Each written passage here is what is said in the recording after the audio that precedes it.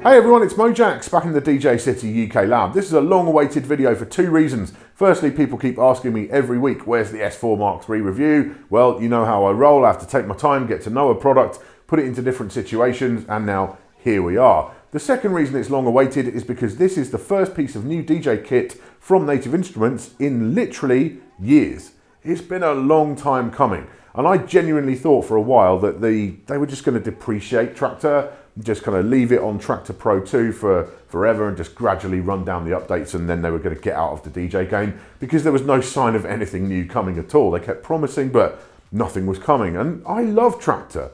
This is what I think you need to understand before we start this review, is I think Traktor's fantastic. There was a while, around about 18 months, when I used Traktor exclusively, and that's before I went standalone with USB sticks and so on. Before that, I was on Traktor like all the time.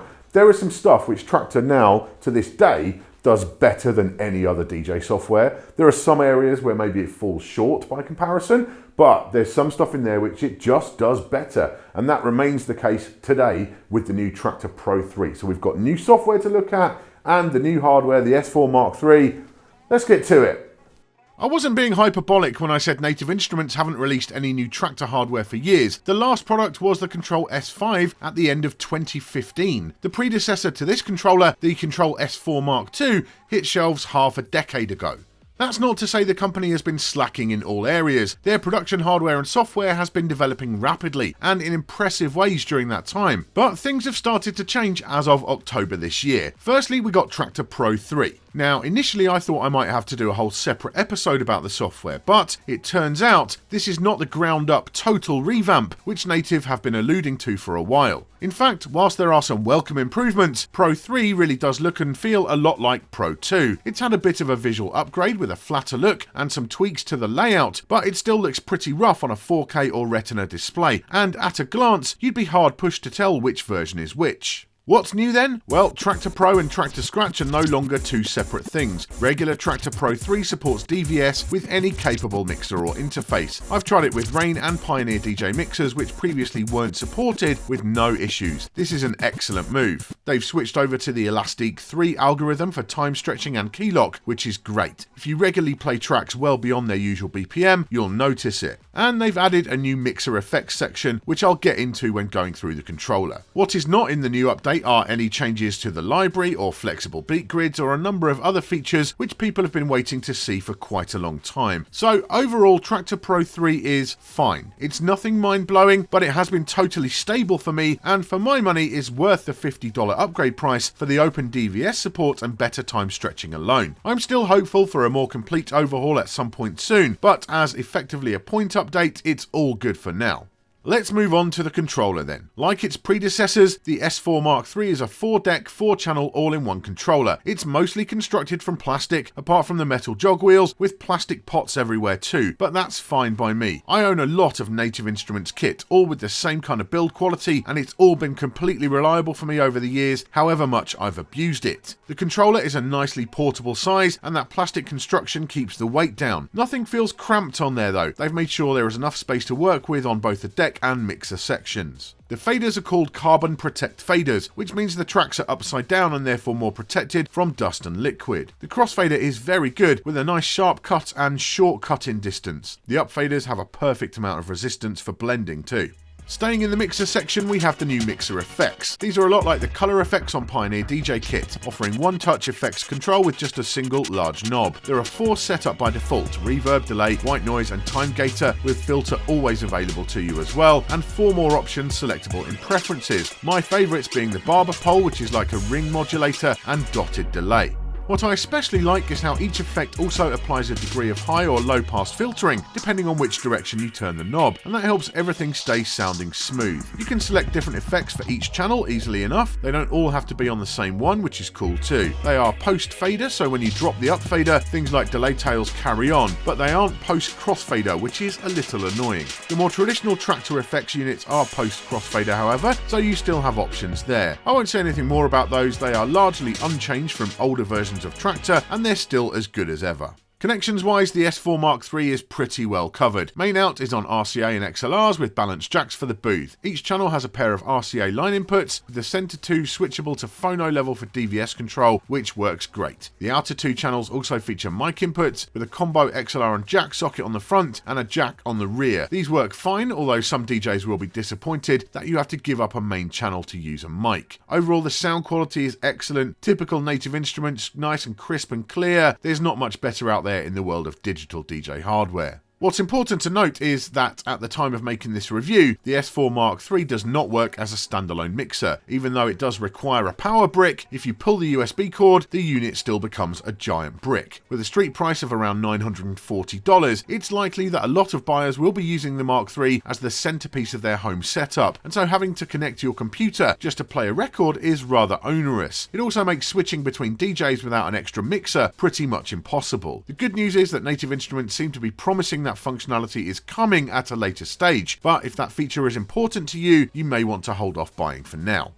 Moving to the deck sections, as an existing Traktor user, I felt immediately at home. One change Native have made with the Mark III is to move to a modular, not mirrored layout, with both pitch sliders to the right. This is much more in keeping with club standard media players, and is always my preference. But otherwise the controls are pretty familiar when it comes to looping, beat jumping and cues. Library scrolling and loading is all taken care of at the top, with enough controls to navigate around your library easily. The pads have the traditional clicky, but very positive action of older Native DJ hardware, and the pitch faders are long and nicely accurate. The screens are new on here and they are cool. They might be small, but they have decent resolution and viewing angles, and whilst they can't eliminate your laptop screen entirely as there's no library display, there's enough information to be useful when you're in the mix, and some important feedback with remix and stem decks. That's all pretty interesting too. If you have a regular track on deck A or B, you can hit the sample button to activate the first 4 slots on deck C or D below, without switching decks. That's ideal for playing drops or one-shot samples like drums, which you can also record into a little 4-beat sequence, which then quantizes automatically. When you're actually using a remix or stem deck, the move and loop encoders can be used to adjust volume and filter for each of the 4 channels on the fly, and you can mute parts too, all with useful visual feedback. You can even use the track loading encoders to select different slots in a remix deck to play too, so you aren't stuck with just the first 4. Overall, the S4 Mark III doesn't offer as much for remix and stem deck devotees as a controller like the S8, but for DJs who want to incorporate a little of that flavour into their sets, there is enough here.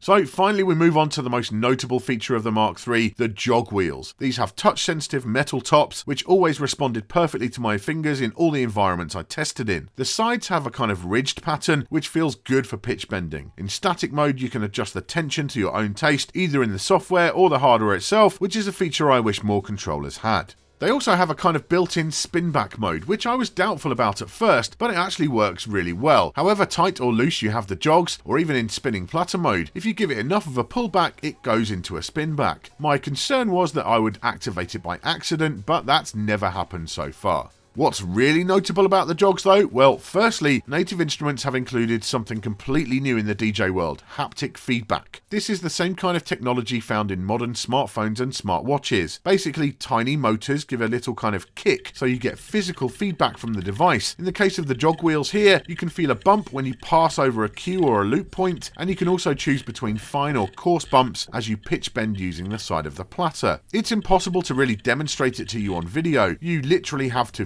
feel it, but here I've put the mic really close to the jogs so you can hear the actuators doing their thing.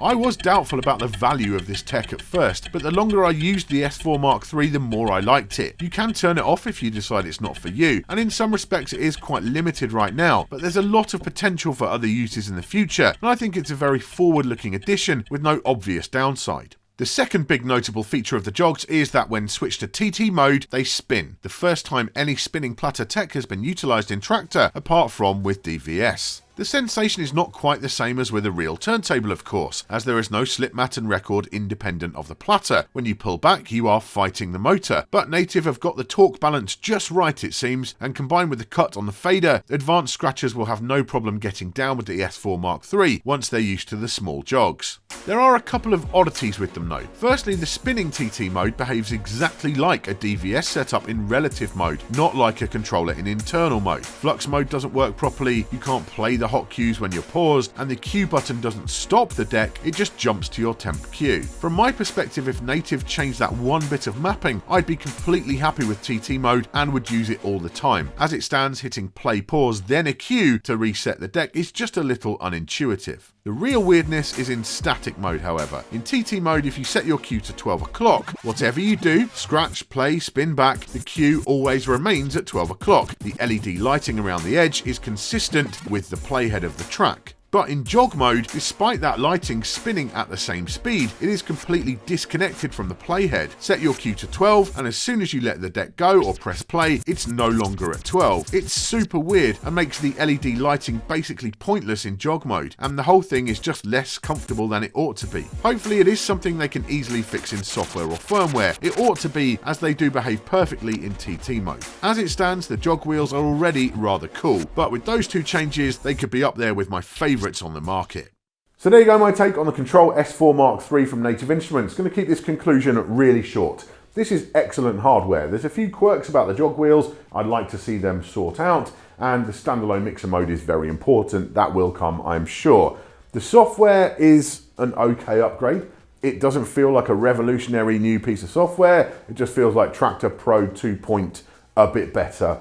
And at this point, I'm just happy with that because it's been so long since we've seen any major changes to Traktor that, I was kind of worried they were going to go away. And this is definitely a statement of intent that Native Instruments are back in the DJ game. They are making good quality hardware and they are upgrading the software. Is it everything that I wanted from a big return? Will it make people, rush back over from Recordbox DJ or Serato DJ if they've made that move? Is it going to cause a stampede? I don't think it will. But this is an excellent step in the right direction. This one is for the Traktor users, I think, right now. The stuff that's going to start turning people's heads, I'm now confident that that will come down the line because they've shown with this, they're still in the game. And that, for me, that just makes me happy. Thank you for watching today. Make sure you're subscribed and hit that bell icon down below to get notified anytime there's a new video from myself or the rest of the DJ City team. I'll see you soon.